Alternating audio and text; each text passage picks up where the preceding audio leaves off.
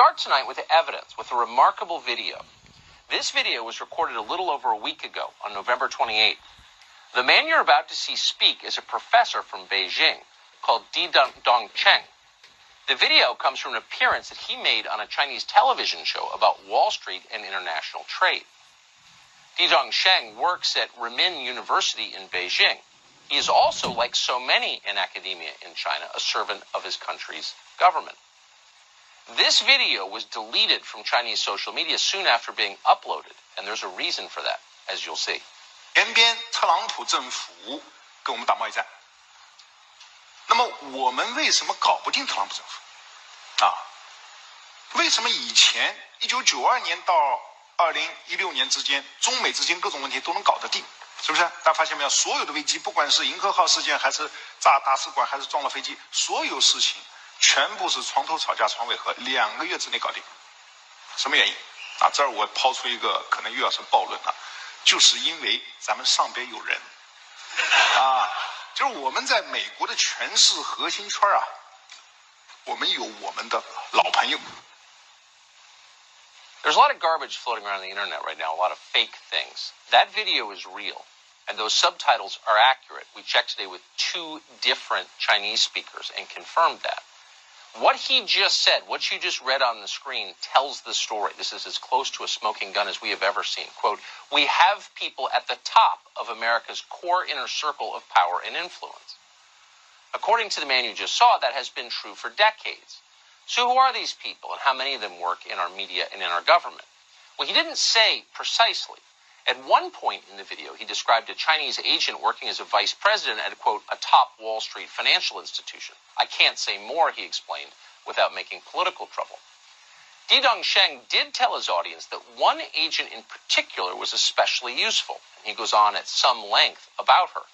He describes her as an American who's lived abroad for many years, who is now a Chinese citizen. And this seems to baffle him a little bit. The Chinese government doesn't allow dual citizenship. Why would they? Why would anyone?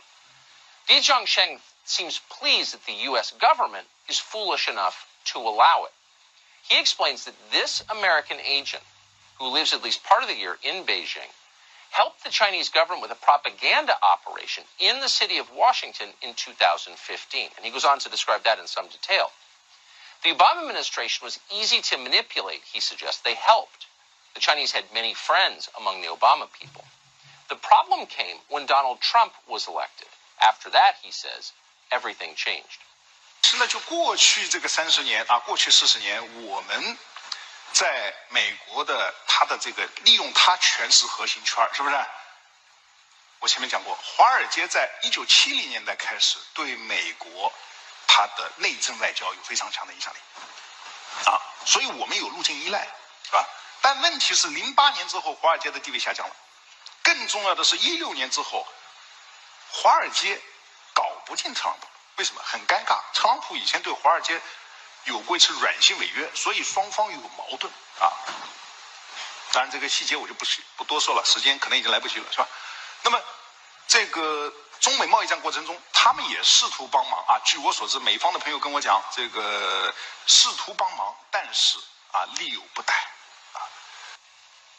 Since the 1970s, he said, and he's an economics professor, you should know, Wall Street has had enormous influence over the way the United States government operates, over American policy. The Chinese government, he says, has enormous influence on Wall Street. And that arrangement worked very well for a long time. Then Donald Trump unexpectedly was elected in 2016, and Wall Street was infuriated. Wall Street can't fix Trump, he said, but they tried. And this solves the mystery. If you're wondering why our political class has stood by and allowed the Chinese government to degrade this country and our way of life, why they've stood by as the Chinese government has flooded the United States with deadly opioids that have killed hundreds of thousands of people, or have stood by as the Chinese government ripped off billions in intellectual property from our companies, there's your answer. Earlier this year, the chairman of Harvard's chemistry department was arrested for taking $50,000 a month from the Communist Party of China in return for sending secrets and referring top scientists to Beijing. It barely rated as a scandal. You may not even be aware it happened. Why? Because so many are on the take, in effect. Donald Trump was an impediment to this very lucrative arrangement. And for that reason, Di Zhangsheng explains in the video, America's most powerful elites, and he calls them that, got to work on electing a new president. Again, read the words at the bottom of your screen as he speaks. 但现在呢？现在我们看到拜登上台了，传统的精英、政治精英啊，这个建制派，他们跟华尔街的关系是非常密切的。所以大家看到吧，拜登的儿子被特朗普说你在全球有什么基金公司，发现没有？谁帮他建的基金公司啊？明白吗？这个都有买卖啊。那么，所以这个时候我们Donald Trump, he notes, because the Chinese do pay close attention to what we say here, Donald Trump has complained about Hunter Biden and his ties to the Chinese government. Those are real, he just confirms.